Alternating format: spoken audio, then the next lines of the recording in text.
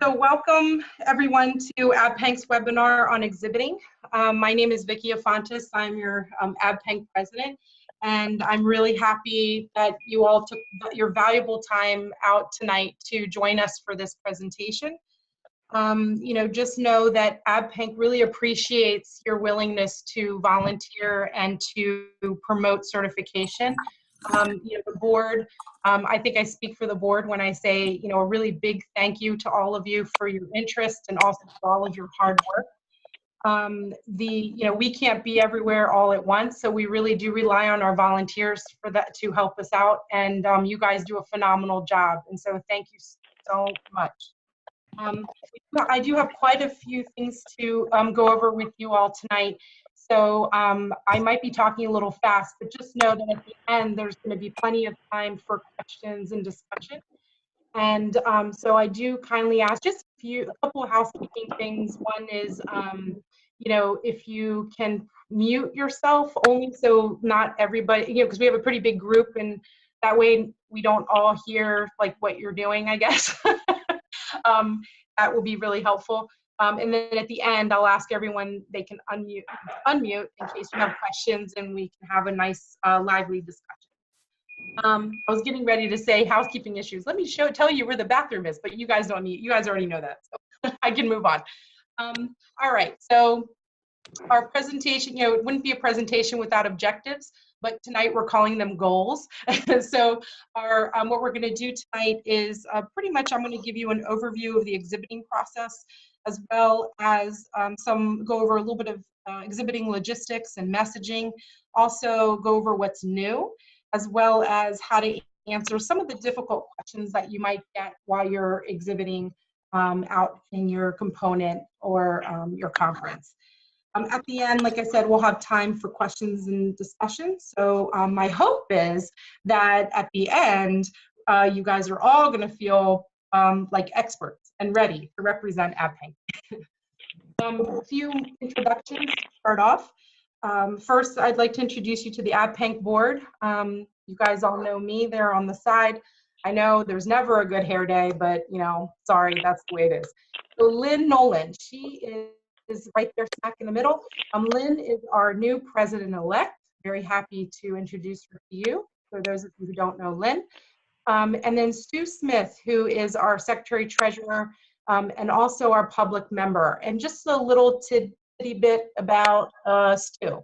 Our certification at its core really exists to protect the public, and that's also keeping in line with ABPANC's mission. So, our public member is actually a very high-functioning board member and very important to us, because what he represents is not only the voice of the public, but the voice of the patient. So I did want to point out that, yes, Stu is our public member, but we put him to work. We gave him a big job. He's also our secretary-treasurer. Next, I'm going to introduce you to your ABPANC regional directors. Hopefully you have all connected with them or you know who they are, but I'm going to go ahead and introduce you to them because we do have quite a few new people. Just know that all of their names and their photos and their contact information, it's all available on our website as well. So like I said, if I'm talking a little too fast, I apologize, but this is all available on our website. Under the tab that says About Us / leadership, you'll see it there.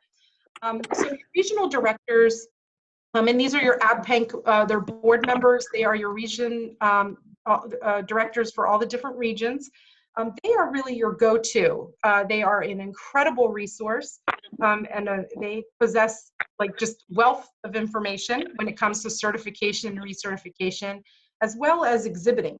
So they're really there to meet not just the needs of your certified and nurses and the not yet certified nurses in your region, but also to help you when you're exhibiting and to be a resource for you in case you have any questions about exhibiting.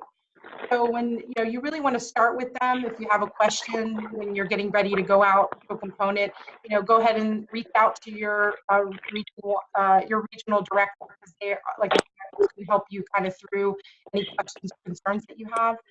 I will start off with introducing you to Melissa. Melissa Schmidt covers Region 1, big surface area, as you can see. Melissa is from Portland, Oregon. She's also our board liaison to the coaching program. So if you're not in Region 1, but you have somebody who, or you have a question about coaching, you certainly can refer them to Melissa, as well as Louise, who I'm going to introduce you here shortly. Just keep in mind, our regional directors, you know, there's so many conferences, but only so many of us. So our regional directors, we really appreciate that, you know, you help us out with being there for all of the nurses that request us to come and exhibit. So next, you've got Region 2. Region 2 is very special. They get 2 board members. Celeste Jones-Lyon, who is from Texas. She is also our CAPA board liaison to the exam construction committee. And of course, Kim Beckman. So Kim Beckman is a new board member to us. You'll notice she is actually from Idaho, which is Region 1, but she has graciously volunteered to also help serve Region 2, which has, again, a very large area to cover. And so she has, like I said, been very gracious in helping us with that. And then Region 3. So Region 3, we're very excited to have 2 board members who live in Region 3. Traditionally, ABPANC hasn't had a whole lot of board member representation from Region 3, so this is very exciting to us. Teresa Sally is from Ohio, Katie Houle is from Minnesota, and so, you know, this is great because Region 3 is a pretty active region, and we, like I said, really appreciate. I know that a lot of our alert members have really stepped up in Region 3 in the past for us, so this is good news. Just a little bit about Katie Houle real quick. She is a pediatric nurse specialist, meaning she works in a major children's hospital center, and she is also heavily involved in our exam construction committee and really does a great job of making sure that our exams contain at the very least 10% pediatric focused questions, as well as she makes also helps us in making sure that, you know, vice versa, like the adult questions are also things that people who work in peds can get, and the other way around, like people who work in adult can also get the peds questions, you know, so she kind of helps make sure that our concepts are, you know, relevant across the board. So she's actually, and I only mention her because sometimes you will get questions from people who ask about, well, why doesn't ABPANC have a pediatric focused exam? And I'm actually going to get into that a little bit later, but just so you know, behind the scenes, this is one of those, or Katie is one of those people who really helps us make sure that our exam is really relevant for everybody. Louise Zeller, she is also new to us, but she's from Hershey, Pennsylvania. I just like saying Hershey because I'm a chocoholic, just FYI. Region 4 is very busy. They very, very active component. I know Pat Bouchard is on our call, and she has been a very active alert member for us, and you know, done a fantastic job with that. I hope that, you know, if you are from Region 4, I hope that you have had a chance to connect with Louise. She is also a board liaison to our coaching program as well. So again, if you have questions about coaching, she's also a good resource. Zoni Gazy rounds out our last region, region number 5, last but not least. Region 5, again, quite a few meetings they have in the fall. This component tends to, all of their component meetings are always on the same day, apparently. But anyway, Region 5 is got Zoni and also myself. I'm from Region 5, so there's quite a bit of representation there. Again, we have quite a few active alert members that do a great job there as well. And here I'd like to introduce you to our ABPANC staff. So when you call the ABPANC office, you know, you might get one of these guys on the phone, first and foremost. But I'm going to start off with, and it's good to have like the faces and names put together, right? So first and foremost, I'm going to introduce you to Krista Paternostro Bauer. She is our Chief Executive Officer, or CEO. Next, I'm going to introduce you to Jane Kogan, our ABPANC Program Director. And also the one helping me with this presentation tonight, hopefully in case it goes haywire. And then Rebecca Carter, who's a little shy. We don't have her picture, but she's our controller. And Judy Span, who I'm very excited to hear is also joining us on our call. Judy is new to us. She is our marketing and communications director, who I believe will be starting very soon here. Hopefully not baptism by fire, but Judy, we're very excited to have her because you know, a lot of exhibiting has to do with marketing and communications, because we want to make sure that our message is clear and consistent across the board. So we're very happy to have her. And then last but not least, Zelda, and everybody I think knows Zelda. Zelda Williams is our senior program assistant, and usually the person that kind of puts out a lot of fires, also helps with a lot of our customer service initiatives. The most important thing is that Zelda is your liaison to the exhibit program. So if you have, you know, she would be the one that probably would contact you in case we had a need somewhere that she knew, you know, hey, you live near remote city USA. She may contact you and ask, are you free? Are you able to help us out? So Zelda, if you haven't met Zelda, you will probably be meeting Zelda soon.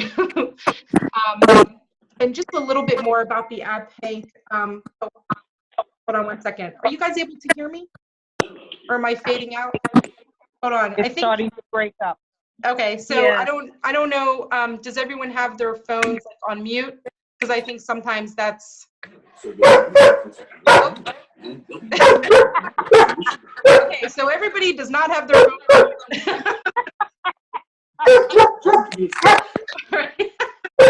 All right. Somebody's unhappy. It could be worse, right? It could be like baby screaming. Anyway, all right. That is so funny. So, anyway, so one more thing I do want to say about our ABPANC staff. They do a fantastic job at really, you know, coordinating everything. And so if you have any like urgent needs, you know, I did tell you your go-to is your regional director. But if there's anything that's more urgent or logistics related, please, your first line would be the ABPANC staff, and they all work really well together. And you know, they're there also to help you. And just FYI, recently, you know, we have had quite a big response to our when we rolled out our certification and recertification, like the new changes. So our response time is a little bit, you know, longer than 24 hours, but we will get back to you. And especially if it's something where you're exhibiting and you need something urgently, we can certainly, you know, we kind of triage that. So, you know, please, you know, if there's something that you need right away, don't hesitate to contact the office, okay? So just a little bit about us. As you know, ABPANC, just a little bit of a very quick and dirty state of the union. Our numbers are growing. ABPANC is very healthy. We have over 13,000 CPN and CAPA nurses. And I like to always say this, whenever I go to a component meeting or whenever I'm asked to go up on this podium, if I have 2 seconds, I always mention this. We have over 13,000 nurses. 747 of them are dually certified, which really, it represents a 15% growth of from year to year. So that is fantastic. It's very exciting, and it really does energize the crowd if you're allowed to kind of go up to the podium and, you know, shout out like, how many of you are CPN certified? How many of you guys are CAPA? It's a way to recognize everyone, and it's really gets the crowd going. So I highly recommend that. Now, if you don't remember anything about my presentation, or if you decide to zone out and, you know, watch something else, that's fine. I'm not going to be offended, but I do want you to keep in mind these 5 key messages. So if you don't remember anything, remember these things tonight.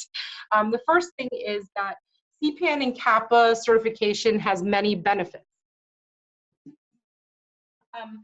Second thing is candidates, you know, making sure that we help them choose the exam that fits the needs of their patients. So, you know, frequently you'll have nurses who come up to the exhibit table asking, well, which exam is right for me? Or I don't know where to start, you know.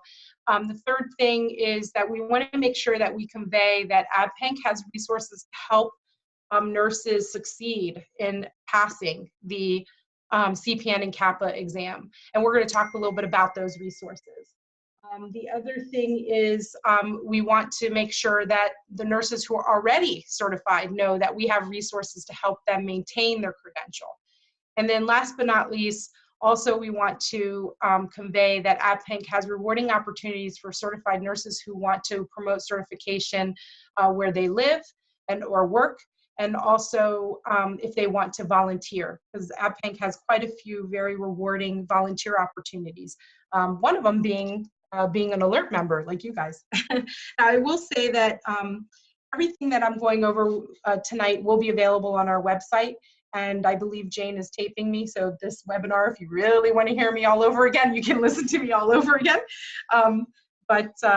You know, I'm going to keep moving. So the next thing is, in addition to the key messages document, ABPANC also created a couple of other documents to kind of help you along when you're exhibiting. The timely topics is a great resource. It helps you answer those tough questions that you might get when people come up to the table. Like I said, I'll be covering a couple of these later, just to kind of give you an example. And also just a little note about that, all of these, but in particular the timely topics, is really a living document, so it kind of changes depending on the questions that we get. But if you notice when you're exhibiting that you get the same questions, like somebody, you know, kind of, you keep getting the same questions from the same, you know, from different people, that's something that we really want to know, because we want to make sure that we're addressing those appropriately and also giving them their due diligence. So please bring those back to us. Don't feel like you have to answer them or solve the world. You know, if there's something that's really controversial or whatever, you know, please bring those back to us so we can kind of, you know, get that messaging out so that, you know, everybody's happy, okay? And then, so all of we also provide you with an exhibiting roadmap. The exhibiting roadmap, it kind of is a guideline to show you how to arrange your materials on your table, and we'll show you a picture of that. We try really hard at ABPANC to make the exhibiting process turnkey.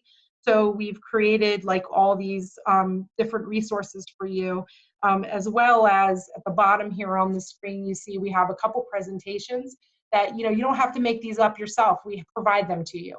So if the component is going to give you 15 minutes of podium time, preferably in the beginning or even in the middle at lunchtime, whatever, then, you know, you don't have to come up with it yourself. We provide that to you with PowerPoint and, you know, key talking points. In addition, if they ask for a 60-minute news to share presentation, we can draw it out. We can take care of that too. So, again, don't feel like you have to invent the wheel. We take care of all of that for you. So I think this is really a reminder for most of you. You guys all know the benefits of CPN and CAPA certification. As you know, CPN and CAPA certification is the gold standard for peri-anesthesia nurses. ASPAN, the ASPAN position statement on certification was just unanimously approved this past April, recognizing CPN and CAPA certification as the gold standard in peri-anesthesia nursing certification. So we're very excited and proud of that.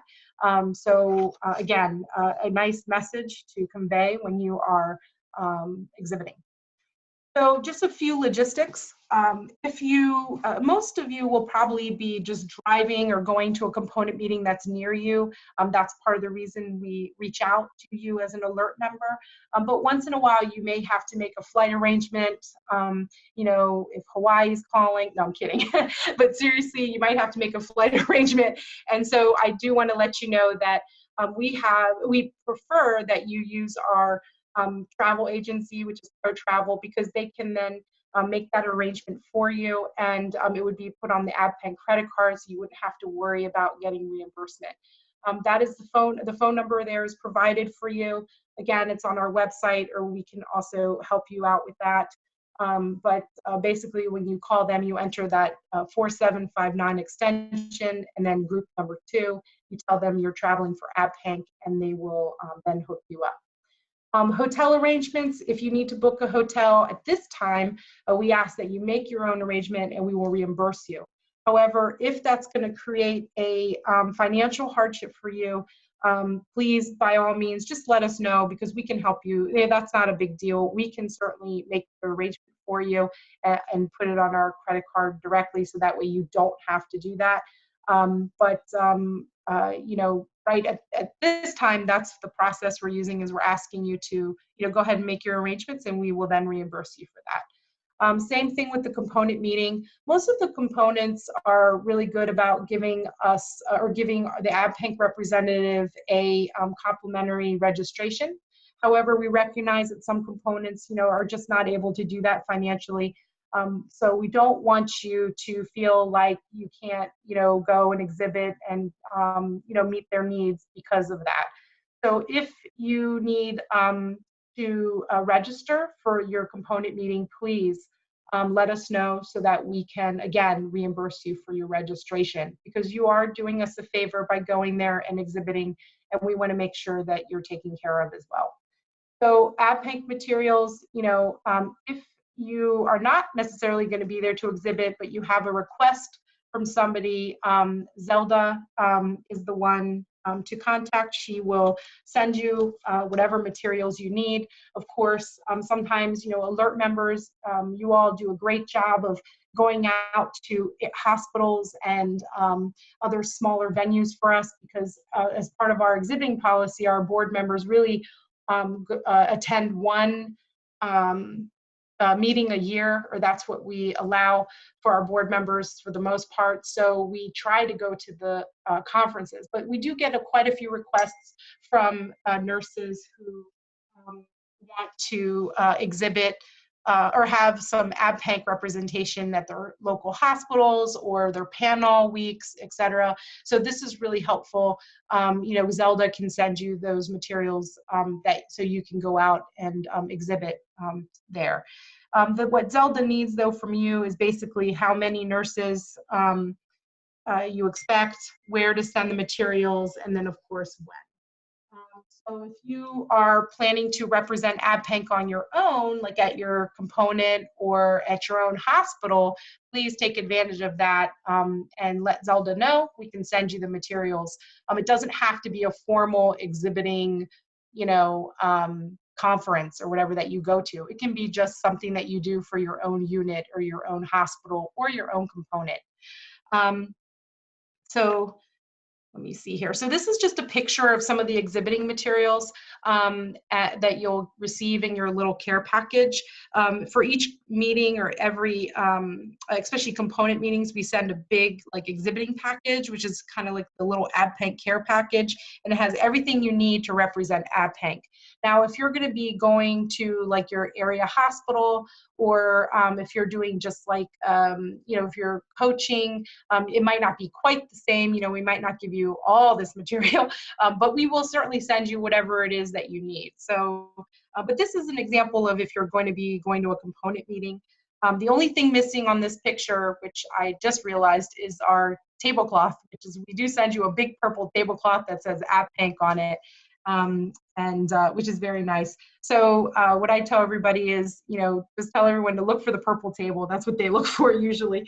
But we send all of these references and resources, or the resources for you to reference, so you're prepared to answer questions. And we also send you a little roadmap to help, which includes this photo, so you know how to set up your table. And you know, you don't have to do it this way, but this is a nice suggestion. Another little, just a little thing about the bracelet that you see in the corner.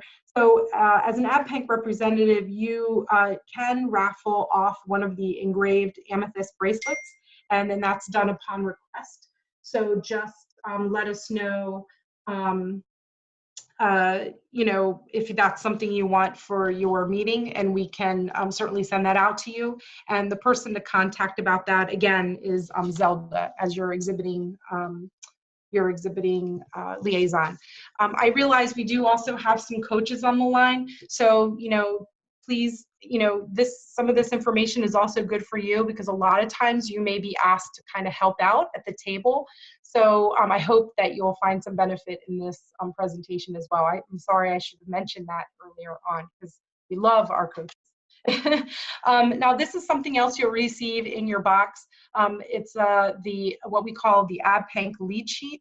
It's basically a record of you know, what happens at your table. So if nurses come up and they have an interest in being a writer or a coach, or maybe they need a coach, then we ask that you have them write it down, you know, write down their name and their email, hopefully legibly so we can get back to them. And also if they want to volunteer with ABPANC as a board member, by all means. This is really vital to us because we follow up on everything that's written down here. Also, if you have any questions or things you want to you know, write or give us a note about, you know, by all means add it here. I believe, Zelda, we do send you a exhibit report form where you can also put down your thoughts and how things went and if you had any concerns or questions. So just a few general tips when you're exhibiting. I know this slide, it seems a little random, like the things that are written on here, but basically, I think you guys are probably all very good at this, but, you know, we try to be as welcoming as possible.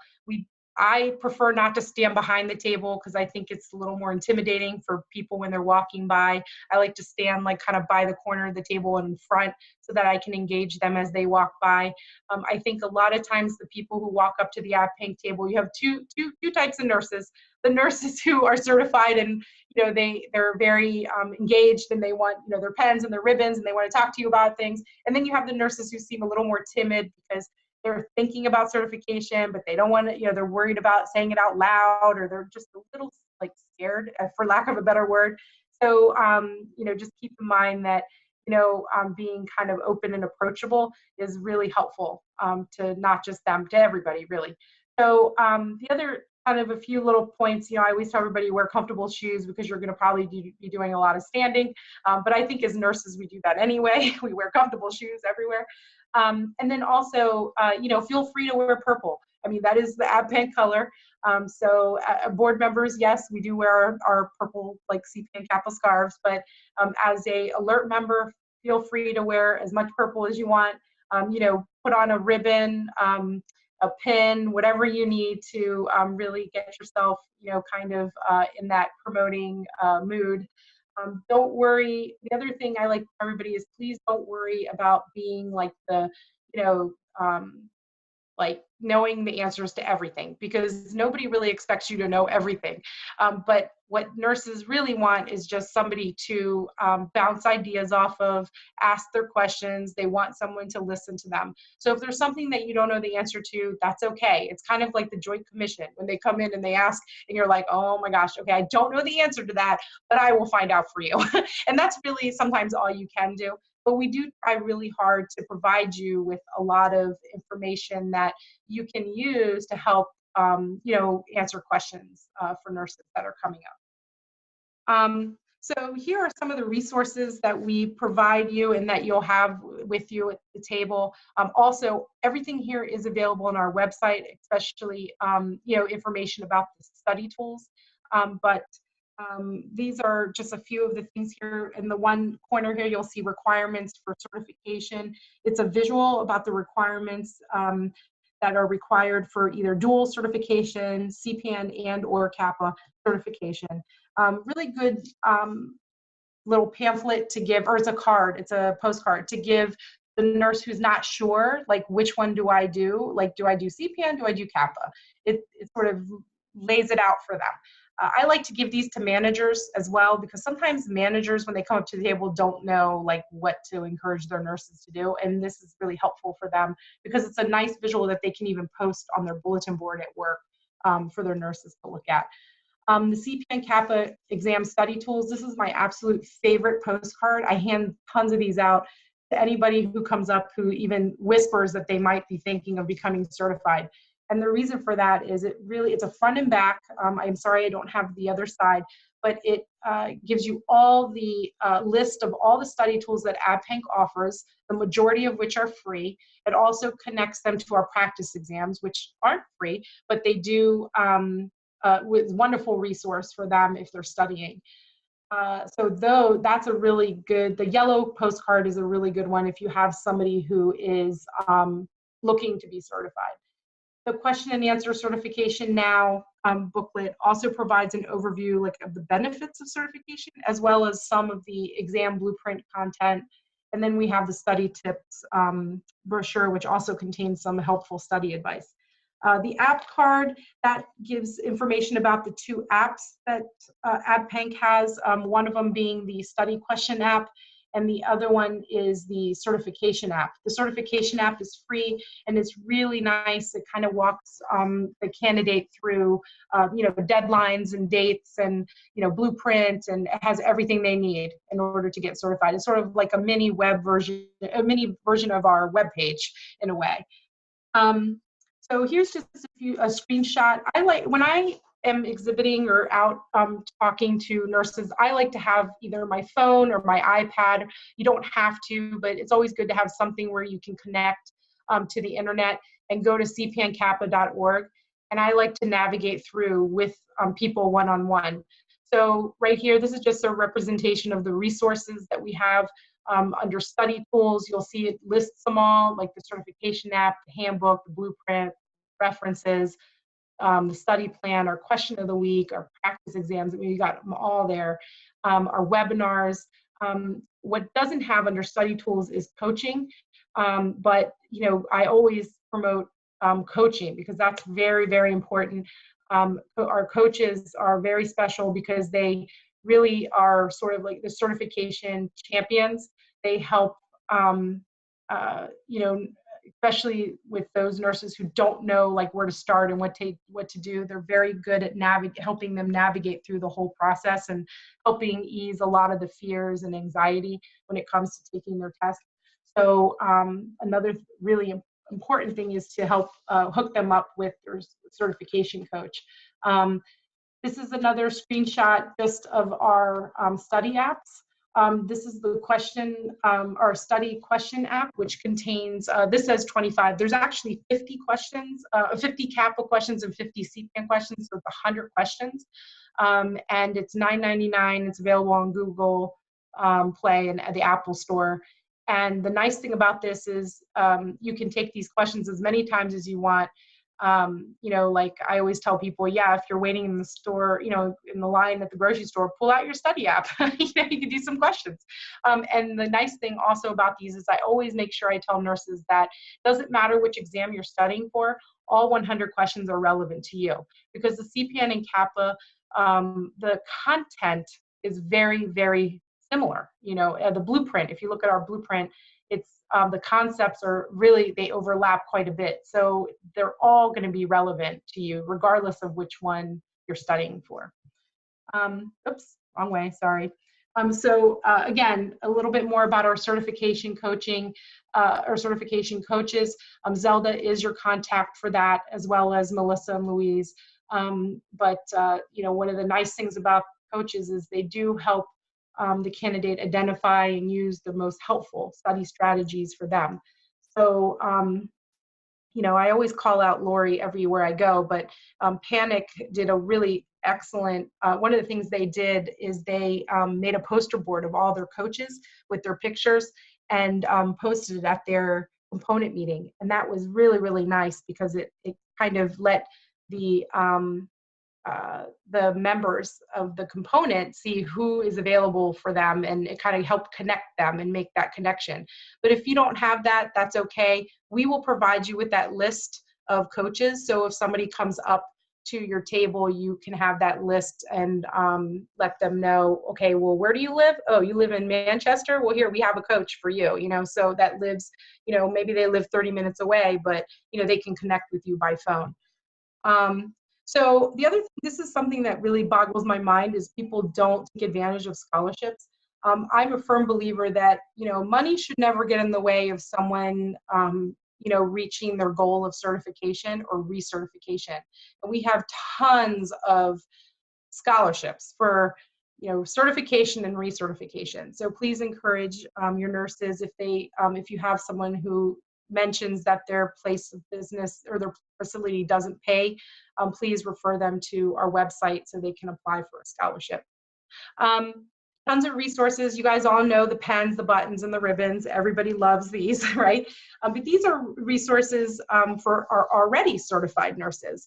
Please, let them know that we have, all of these things available to them to help promote their certification. One of them being the card, the card that has like the little elevator speech on it about what it means to be CPAN and CAPA certified.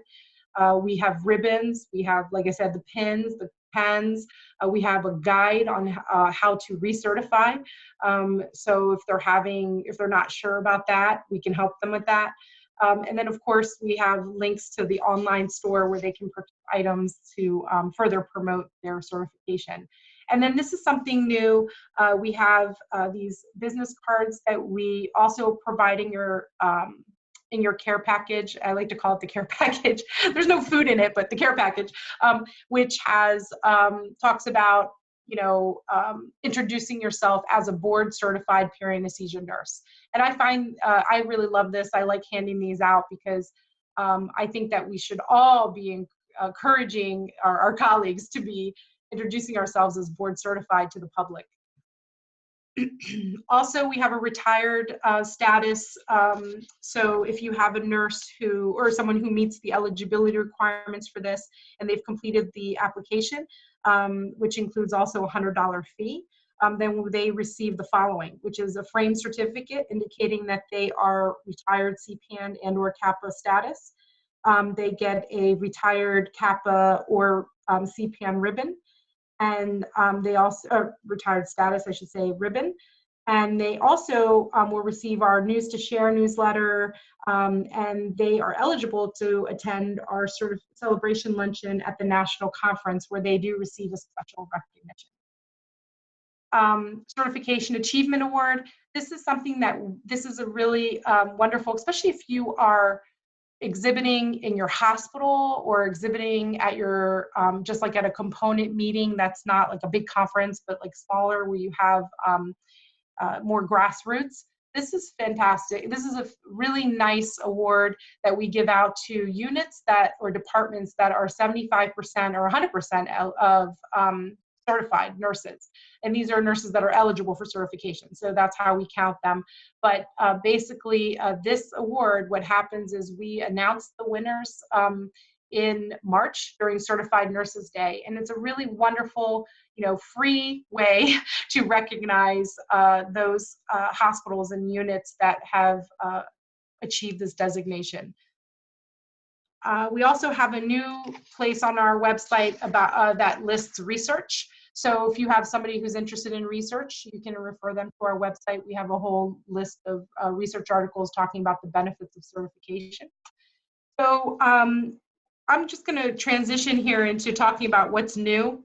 As you know, because we did send out a communication last week or a couple weeks ago about what's new with certification and recertification.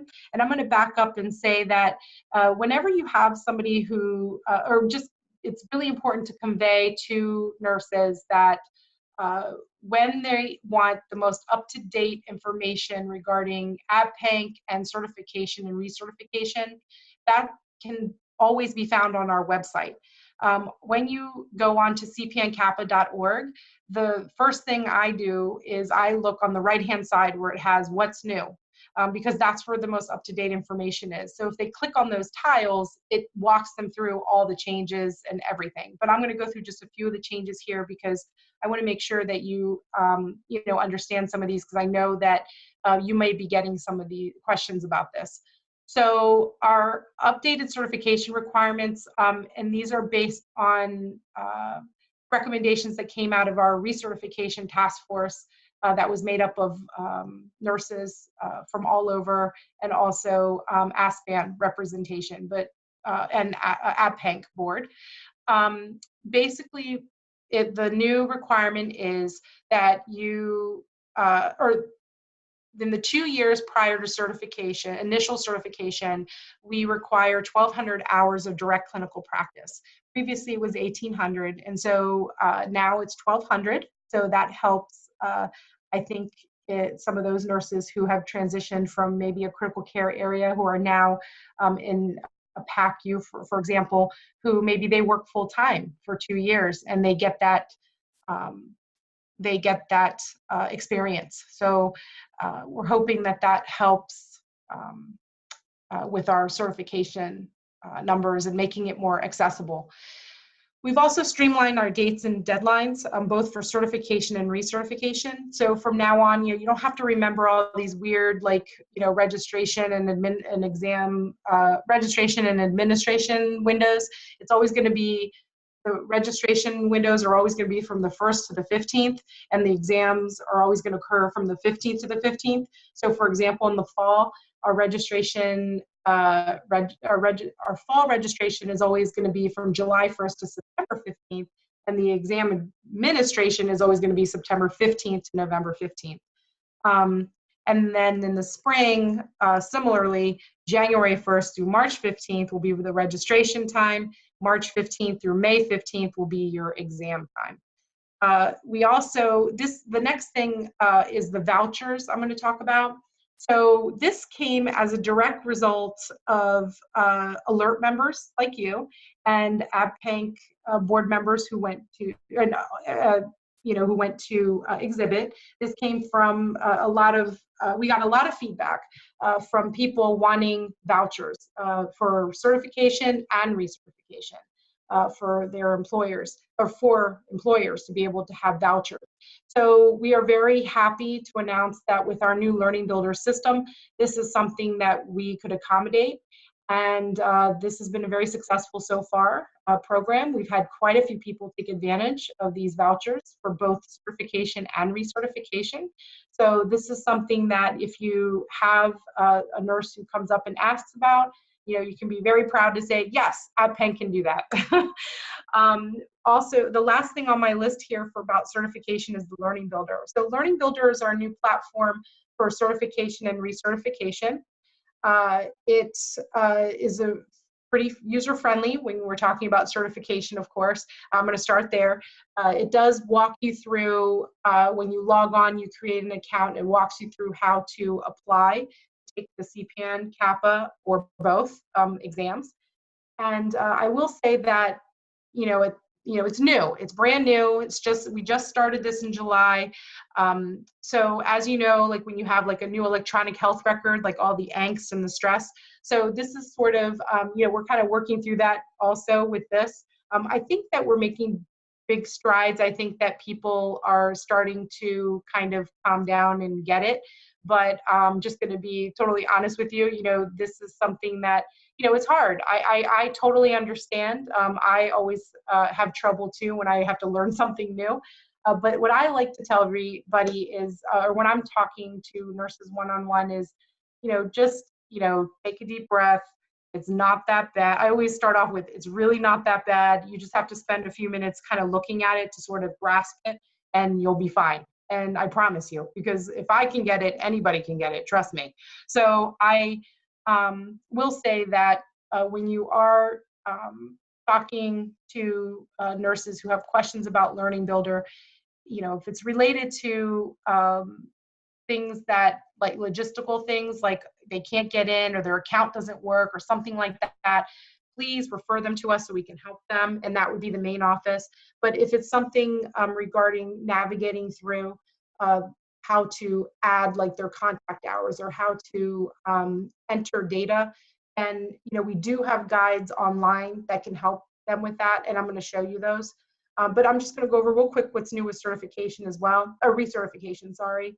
So recertification, we did also change the clinical practice requirement, hours requirement here as well.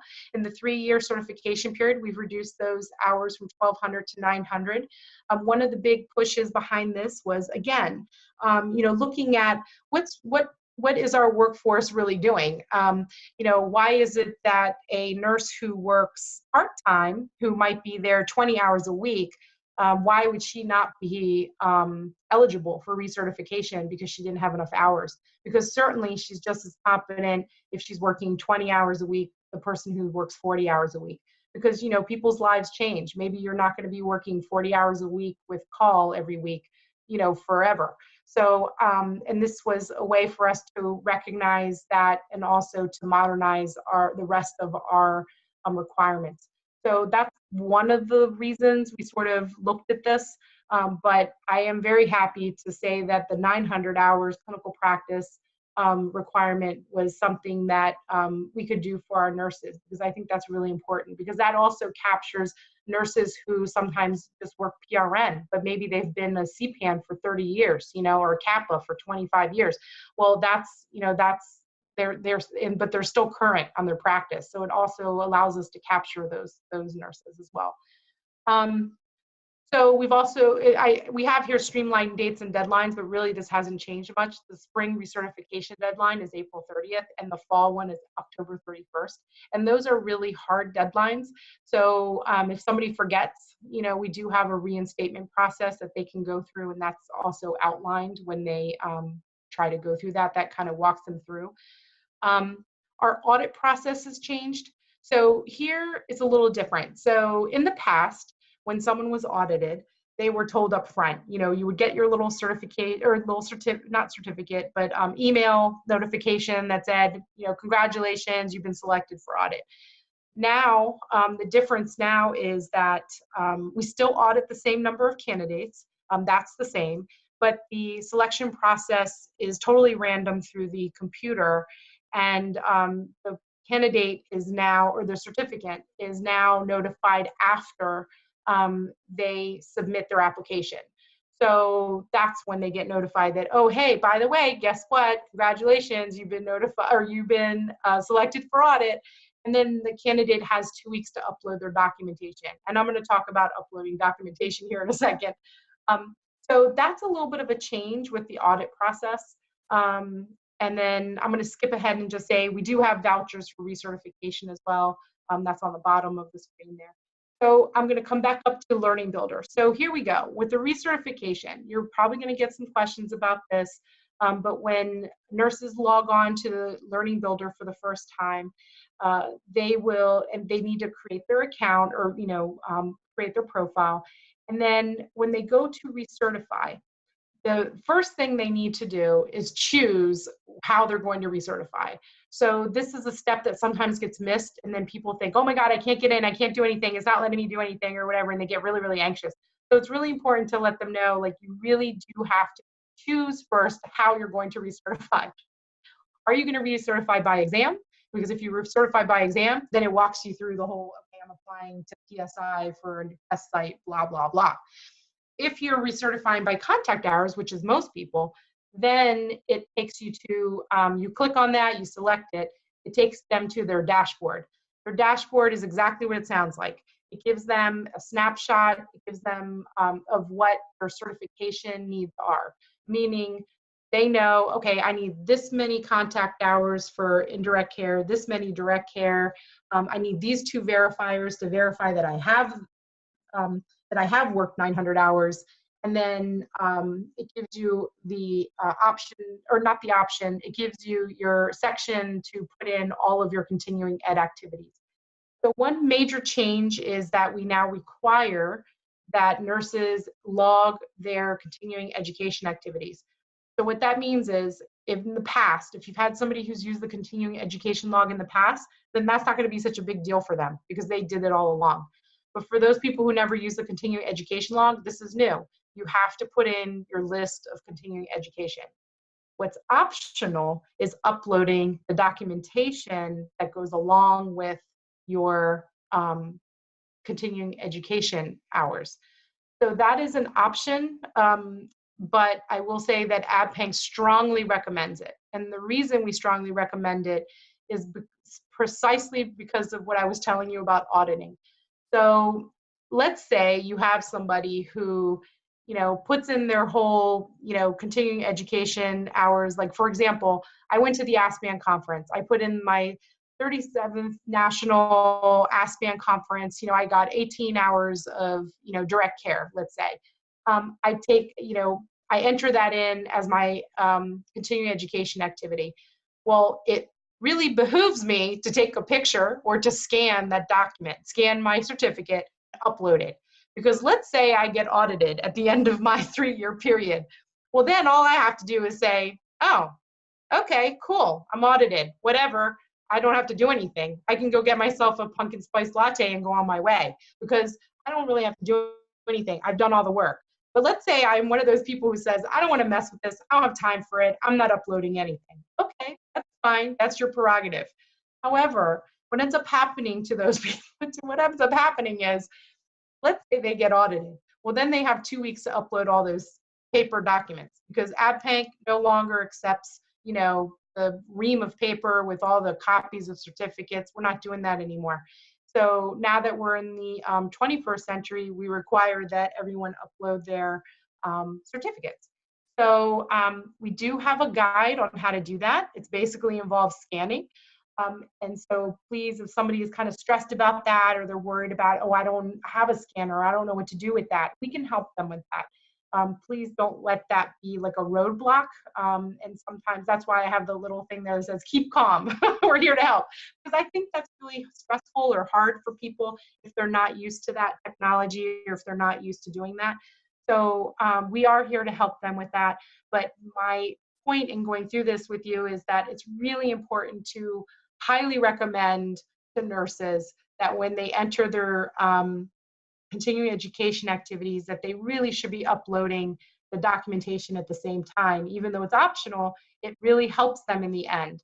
And just a little aside here, as the president, I was in April, I received a letter, in my email that said, dear Vicki, congratulations, you have been randomly selected for audit. So I read through the whole thing, at the bottom, it's telling me what to do. And it's very complicated in my opinion. And then at the end, it says, thank you for your cooperation or whatever, something nice. And then it says, sincerely, Vicki Afontis. So I basically received an email from me to tell me that I'm being audited. So just know that I'm not exempt either. So guess what? I'm uploading my documents. Just FYI. Anyway, so that's pretty much what's new with recertification.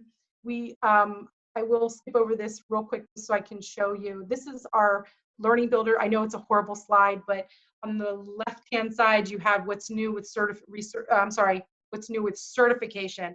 So those purple links, when they click on those, it takes them through all the changes. Where it says what's new, learning builder platform, that will walk them through how to apply to take the exam. On the other side of the screen here, where it says what's new, in the middle, where it says what's new, learning builder platform tracking your CEs, when they click on that, it literally will give them a step-by-step guide on how to enter their CE activities. So this is very useful, and this is on our website.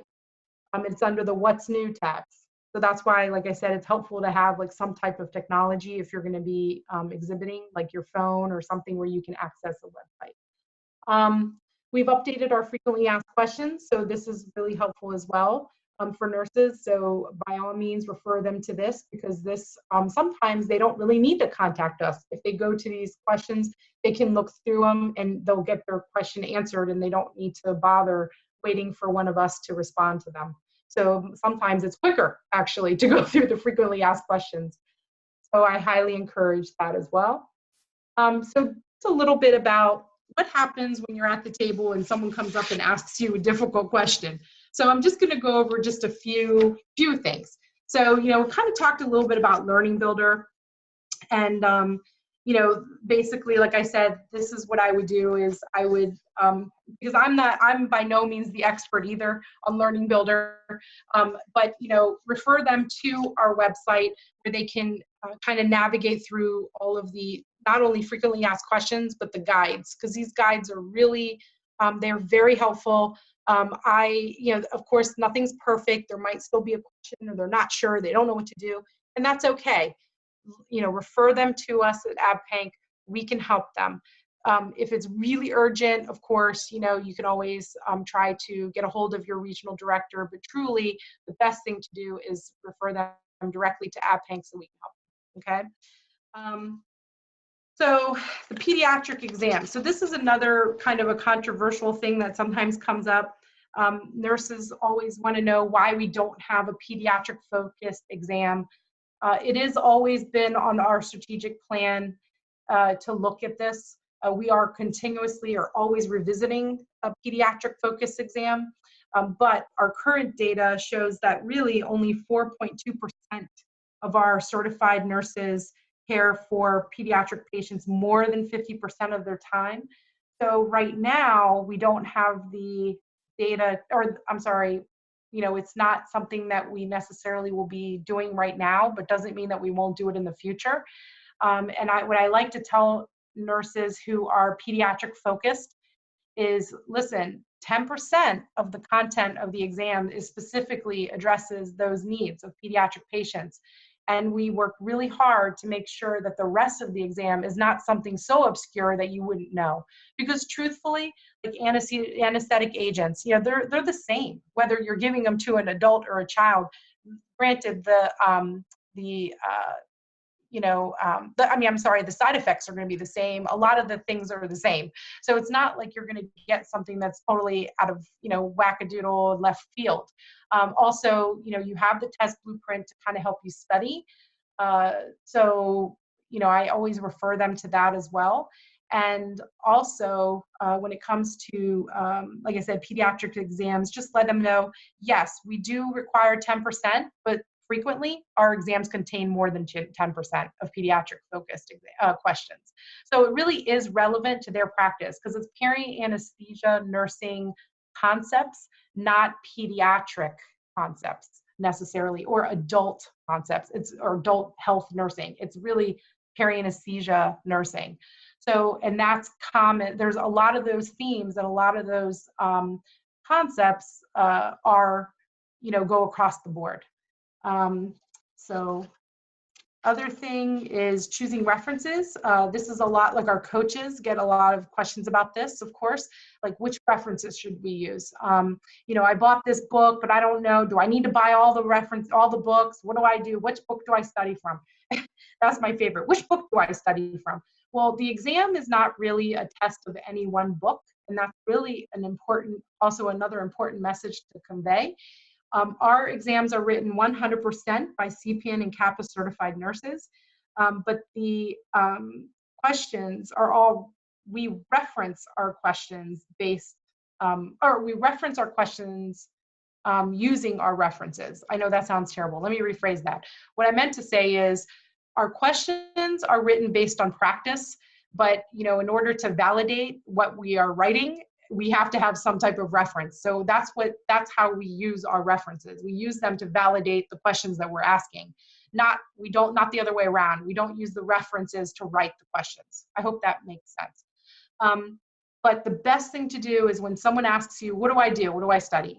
I always refer them to our study reference list and say, okay, these are all the questions that are on the exam are validated by the knowledge that's contained in these books. But really what you want to do is review our test blueprint and see what are the areas that maybe you need to focus on because maybe you're not as strong on those particular things.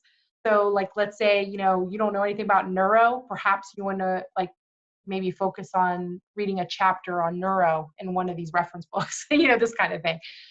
But also when you have somebody who is distressed because they don't know, oh my gosh, I don't have any of these. What do I get them? What do I do? I always tell everyone, try to be creative. Most of our references can be found in medical libraries, hospital medical libraries, or in your own unit. The standards, most units have a copy of the ASPAN standards. That's like one of our major references, right? The core curriculum a lot of time is located, or usually units will have one of those. The nurse educator on your unit usually has a whole library. And a lot of times components will have libraries of books that they can share with candidates. So, you kind of have to be creative, but please make sure that, nurses don't think, oh my gosh, I have to read every book cover to cover in order to pass the exam. Because really we're testing their practice. So if they're practicing, they should know a lot of these answers. Anyway, with that, I hope I helped you feel more confident when it comes to exhibiting.